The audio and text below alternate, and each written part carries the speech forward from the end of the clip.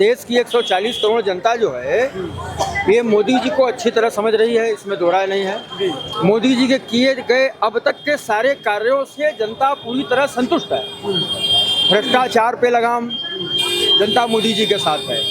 अभी जाति सर्वेक्षण क्या मतलब है? जाति सर्वेक्षण का मेरा जो है मतलब जिन जिन लोगों का जो काम है, तो क्या अपना काम करते हुए अब मान लीजिए साड़ी की दुकान में कोई कस्टमर घुसा तो साड़ी वाला जाति पूछ के साड़ी बेचेगा क्या? हम मंदिर में रहते हैं तो हम क्या जाति पूछ के तब अंदर घुसाएंगे क्या? ये फालतू वाली बात। जाति क्या है? भारत में जितने लोग हैं सब भारतीय है, इसमें जाति वाति का कोई मतलब नहीं है। इसको भी जनता ने खारिज किया। और रहा सवाल राहुल का, कांग्रेस को ये सोचना है कि पनौती कांग्रेस के लिए कौन है। जो पनौती जिसको कहा राहुल गांधी ने देश के लोगों ने, तो उससे एक मनौती और एक चुनौती की स्थिति में उस व्यक्ति को खड़ा किया है। देश के लोग उसको कभी पनौती मानते ही नहीं। अभी ये कांग्रेस को तय करना है कि आने वाले विधानसभा, राज्यसभा या जितने भी चुनाव आगे चलेंगे, कांग्रेस को गांधी चाहिए, गांधी परिवार चाहिए या कांग्रेस पार्टी चाहिए, ये स्वयं कांग्रेस वाले तय करें। अब रहा सवाल प्रधानमंत्री जी का, तो प्रधानमंत्री जी के लिए हमको लगता है कि शब्द शायद कम पड़ जाएगा बोलने के लिए। 18, 20, 22 घंटे काम करना और प्रतिदिन एक नया इतिहास रचना हर 2-4 घंटे के बाद। लोग अपने जीवन काल में 1-2 इतिहास रचते हैं, वो 2-2, 4-4 घंटे पे इतिहास बनाते चले जा रहे हैं। इसमें कहीं कोई किंतु परंतु नहीं है और देश के लोग समझ रहे हैं, देख रहे हैं। यहाँ अब की बार न हिंदू मुस्लिम चला, न जातिवाद चला, कुछ नहीं। सबका साथ, सबका विकास, सबका विश्वास और सबका प्रयास। कांग्रेस के समर्थक तो यह भी कह रहे हैं कि जो दक्षिण भारत के लोग हैं वो सही सरकार चुन रहे हैं और उत्तर भारत के लोग पिछड़े रह गए, यही सब करते रह गए। देखिए ऐसा है कि कांग्रेस वाले लोग जहाँ दक्षिण जाए बाद में, पहले अपने गिरेबान में झांके। दक्षिण वाले क्या कर रहे हैं उनको छोड़ें, अपनी इनका लोटा भंटा सब गायब हो रहा है उसको पहले ये देखें। ये दूसरे के घर में आग लगी है या पानी आ रहा है उसको बाद में देखेंगे, पहले अपना हाल देखें कि अभी ये सब विधानसभा और राज्यसभा में घुसने के लायक नहीं रह गए हैं। ये सब खाली बाहर से फोटो दिखाएंगे कि कभी हम अंदर जाते थे। और इसी बात पे कल माननीय प्रधानमंत्री जी ने चिंता भी व्यक्त की है, क्योंकि एक मजबूत विपक्ष का होना भी लोकतंत्र में बेहद जरूरी है। जिसको अपने सारगर्भित भाषण के दौरान प्रधानमंत्री जी ने कल पूरे संसद में कहा, जिसको पूरे देश दुनिया ने सुना, लेकिन दुर्भाग्य देखिए कि इन मूर्खों के समझ में वो भी नहीं आया। राहुल गांधी को पीएम के रूप में भी देखा जा रहा था, मतलब वो भी रेस में थे और 3 विधानसभा में हार गए, तेलंगाना में जीते, तो विपक्ष पे क्या असर पड़ेगा? जो गठबंधन हो रहा था, क्या लग रहा है? माफ कीजिएगा, राहुल गांधी का प्रधानमंत्री बनना इस देश के लिए सबसे बड़े दुर्भाग्य का दिन होगा कि जिस दिन अगर वो 1 घंटे 2 घंटे या 1 दिन के लिए भी प्रधानमंत्री बन गया राहुल गांधी, इस देश के लिए सबसे बड़ा दुर्भाग्य का दिन होगा। अब रहा विपक्ष वाले या तमाम जो गठबंधन के लोग हैं, अरे गठबंधन के सारे लोग अपनी सीट तो बचा ही नहीं पाए। एक अकेले एक तरफ प्रधानमंत्री नरेंद्र मोदी जी और एक तरफ बाकी के बाकी सारे लोग। अब आप देखिए ना 2 दिन से टीवी पे सब एक दूसरे के माथे पे सिर फोड़ रहे हैं। देश की जानी मानी इतनी पुरानी पार्टी कांग्रेस की आज मामूली लोग भी उसको गाली दे रहे हैं। जो गठबंधन थे वो सबसे पहले गाली दे रहे हैं। सबसे पहले ममता ने शुरुआत की, फिर नीतीश भी आ गए, अखिलेश यादव भी डमरू लेके कूद पड़े हैं मैदान में। कल तक तो बड़ा हाथ मिला रहे थे, आज एकाएक क्या हो गया? तो ये सब अगर जुड़े हैं ना, तो ये सब सिर्फ अपने स्वार्थ के नाते जुड़े हैं। और जितनी भी पार्टियां जुड़ी हैं 28, 30, 35, 40 जो भी हैं, ईमानदारी से देख लीजिए, इसमें एक भी पार्टी ईमानदार नहीं है। सब साले चोर, उसके ऊपर उससे बड़ा चोर, उसके ऊपर उससे बड़ा चोर, सबों के ऊपर केस चल रहा है। तो ये सब जुड़े इसलिए कि कैसो हम अगर सरकार बना लेंगे तो अपना ये जो चोरपना है, जो चुट्टापना है, ये बचा ले जाएंगे। अभी हमने 2 दिन पहले सुना अखिलेश यादव को ये उत्तर प्रदेश के स्वास्थ्य व्यवस्था की बात कर रहे थे। अच्छा लगा कि कुर्सी के हटने के बाद इनको इतना होश आया, लेकिन ये क्यों भूल गए कि इसी उत्तर प्रदेश में कम से कम 2.5-3 करोड़ लोगों को जो है आयुष्मान कार्ड भी मिल गया। 5 लाख रुपए तक का इलाज फ्री है, कहीं पे भी कोई चला जाए भारत के किसी भी हिस्से में। और ये गरीबों के लिए खास तौर पे, और वो गरीब न हिंदू मुसलमान सिख ईसाई कुछ नहीं, जो गरीब जहाँ का है उसको ये योजना मिलेगी। 5 साल राशन की भी योजना उन्होंने मुफ्त किया प्रधानमंत्री जी ने और आगे बढ़ाया। तो प्रधानमंत्री जी सबको लेके चल रहे हैं। यहाँ ये नहीं कि खाली पंडित जी या खाली मुल्ला जी या फलाना, नहीं, सबको देश सबका न है। इस देश को बनाने में और आगे ले जाने में योगदान भी सबका है, इसलिए विकास के मामले में सब एक साथ हैं। ये जो जातिगत जनगणना कराते फ्लॉप हो जाएगा, वो फ्लॉप हो जाएगा, 100% फ्लॉप हो गया। अगर जातिगत जनगणना के प्रति जनता का कोई वक्तव्य रहता तो इतने बम्पर वोट से बीजेपी जीतती। नीतीश कुमार को तो मुख्यमंत्री प्रधानमंत्री छोड़ दीजिए, अब इनको काम शास्त्र का ज्ञान देना चाहिए पूरे देशवासियों को। हमारा मानना है कि भारत में जितने भी काम शास्त्र के पंडित रहे हैं उसके ऊपर ये बढ़ गए। ये तो जो बयान संसद में दिए मैं तो बोल ही नहीं पाऊंगा, मैं क्या, कोई नहीं बोल पाएगा। जितना भीषण इन्होंने बयान दिया, तो ये काम शास्त्र की तरफ पहुंचे, राजनीति को छोड़ें। उनके समर्थक तो कह रहे थे वो तो सेक्स एजुकेशन पे ज्ञान दे रहे थे, देना चाहिए। नहीं, वही तो मैं भी कह रहा हूँ कि अब उसी को विस्तार में दे देना। अब वो प्रधानमंत्री राष्ट्रपति पद छोड़ें, अब ये सेक्स एजुकेशन को लेके नीतीश कुमार बहुत चौचक आगे बढ़े और पूरे दुनिया को बताएं, बच्चों को बताएं, बड़ों को बताएं। हो सकता है हम लोग से कोई भूल भटक हो गई हो, तो अगर ये बताएंगे, एक अच्छे खासे लीडर रहे हैं भाई, अगर इस ज्ञान में आगे बढ़ेंगे तो भूतपूर्व लीडर तो लिखा ही जाएगा।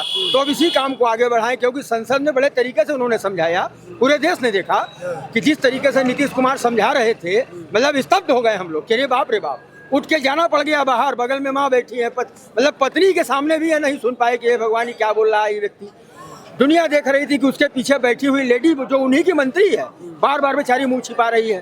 तो ये सब सपना देखें, और सपना देखने में देखिए बुराई तो है नहीं। हम अगर अभी सपना देख लें कि हम भारत के राष्ट्रपति बन गए और थोड़ा देर के लिए अगर खुश हो जाते हैं तो इसके में बुराई क्या है भाई। अभिव्यक्ति की आज़ादी है और सपना देखने में, तो ये सपना सपने रहेगा। चाहे वो राहुल हो, सोनिया हो, ममता हो, अखिलेश हो, ये सब सपने में जी रहे हैं और जीते रहेंगे।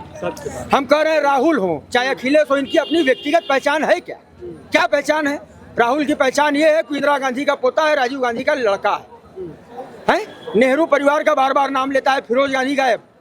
फिरोज का लड़का हिंदू बन गया, बड़े आश्चर्य की बात है। फिरोज गांधी गायब, हम जिस बाप से पैदा हुए उसको गायब कर दिए, नाना का नाम लेके घूम रहे हैं।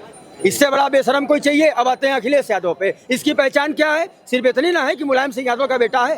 ये क्या किया अपने दम पे? ये अपने दम पे क्या किया? अगर अपने दम पे कुछ किया हो तो बता दे जरा तो ही। आज देश के मुख्यमंत्री के तौर पे आज से 5-7 साल पहले योगी आदित्यनाथ जी बैठे कुर्सी पे, देश के बहुत लोगों को अच्छा नहीं लगा, लेकिन इन 5-7 साल के बीच में उस योगी ने अपने आप को साबित किया। जनता के बीच में पहुंच के, देख के, हर काम आप देखिए ना, यूपी का हाल देखिए, क्राइम का ग्राफ डाउन, हर लोग टनाटन, हर काम एकदम, मतलब आज सबके मन में एक बात है कि अगर कुछ भी घटना कहीं होगी तो योगी जी घंटे ही 2 घंटे के अंदर इसका निस्तारण कर देंगे। और ये दिखता भी है, ये दिखता है, धरातल पे दिखता है, ये खाली कागज में नहीं दिखता। नहीं, हम ये करेंगे, हम ये करने वाले हैं, हम ये कर रहे हैं। कहाँ कर रहे हैं? आज आप बनारस को देख लीजिए, जिस प्रकार प्रधानमंत्री जी का ये क्षेत्र रहा है, इसको डेवलप करने में, प्रधानमंत्री जी के विजन को आगे बढ़ाने में माननीय मुख्यमंत्री का कम रोल नहीं है। जिस प्रकार वो 15 दिन, 10 दिन, 5 दिन पे आके पूरे शहर का मुआयना करके एक एक काम को देखते रहते हैं। अरे उत्तर प्रदेश का मुख्यमंत्री का मतलब आधी दुनिया के प्रधानमंत्री और राष्ट्रपति के बराबर। आधे मूर्खों को तो पता ही नहीं।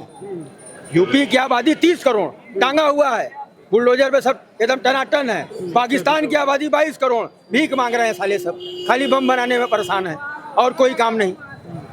आप देख ही रहे हैं। अखिलेश तो कह रहे हैं कि पिछड़ा दलित आदिवासी जो है वो हमारे साथ है, मतलब उनको जोड़ने का काम। अरे भैया आपके साथ है तो माला बना के पहनते काहे नहीं? एक को वोट नहीं पाए आप, एक को वोट नहीं पाए। जहाँ जहाँ घुसे वहाँ जमानत जब्त हो गई। जब सब आपके साथ है तो वोटवा काहे नहीं दिए?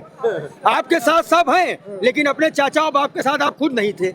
जनता नहीं देख रही कि बाप को हटा करके जबरदस्ती कुर्सी छीने? उस कुर्सी का असली मालिक अगर कोई था तो एक अकेला व्यक्ति था, शिवपाल यादव, जो सपा को यहाँ तक लेके पहुंचा। और वैसे भी समाजवादी पार्टी हमेशा हिंदुओं के हत्यारे के रूप में जानी जाएगी। वो मूर्ख हिंदू है साले जो इसका झंडा लेके चलते हैं। इसके झंडे के नीचे हजारों लाखों हिंदू माँ बहन की लाश दबी है। अभी तो कह रहे हैं कि मंदिर बनाने से कुछ नहीं होगा, रोजगार नहीं मिलेगा। तेजस्वी यादव भी यही कह रहे हैं। हाँ। राम मंदिर का जो हो रहा है। अरे भैया विश्वनाथ धाम बन गया, रोजगार मिल रहा है महाराज। यहाँ वहाँ महाकाल में मंदिर बनाओ, रोजगार पाओ। देखिए राम जी अयोध्या में बाद में बैठेंगे, रेलवे ट्रैक टनाटन हो गई, एयरपोर्ट का उद्घाटन कल हो गया। लोग कहाँ आएंगे, कैसे आएंगे? अरे जब लोग आएंगे तब ना माल निकालेंगे।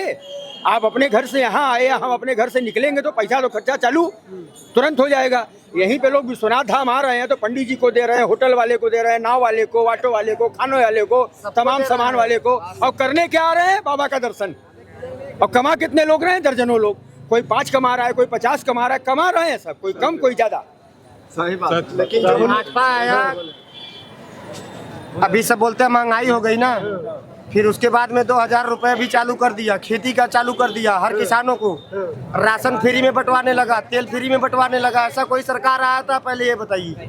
अभी तो राहुल बोल रहे कि हम भी बांटेंगे, गैस सिलेंडर 500 का कर तो देंगे। बोलते हैं, लेकिन पहले तो बाबा ने किया ना, फिर बाद में दिखा रहे। मैं विकलांग को देखो, मेरा हाथ कट गया है, मेरे को राशन एक भी नहीं मिलता है, लेकिन सबको मिलता है। एक महिला थी भारत में रामायण काल में, कौशल्या, जिसने मर्यादा पुरुषोत्तम राम को जन्म दिया, और एक माँ यशोदा जिसने कृष्ण को जन्म दिया, और एक माँ हीराबेन जिसने कोहिनूर को जन्म दिया। ये कोहिनूर पूरे भारत नहीं, पूरे दुनिया में अपने प्रकाश को फैला रहा है, और उस प्रकाश के आगे सबका अंधकार दूर हो रहा है।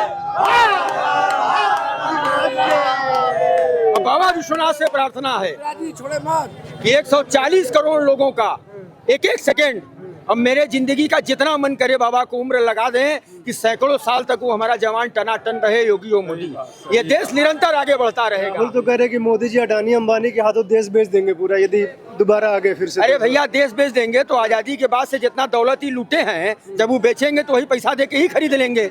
जो इटली में सब जमा किए हैं, ले जाके भारत के राजे महाराजे का तमाम सामान, आज इटली में या लंदन में चले जाइए तो वहाँ एक चोर बाजार है, वहाँ एक बड़ा शानदार म्यूजियम है, उसमें महाराणा प्रताप की तलवार, पृथ्वीराज चौहान का मुकुट, लक्ष्मीबाई का कवच कुंडल, ये सब वहाँ कैसे पहुँच गया?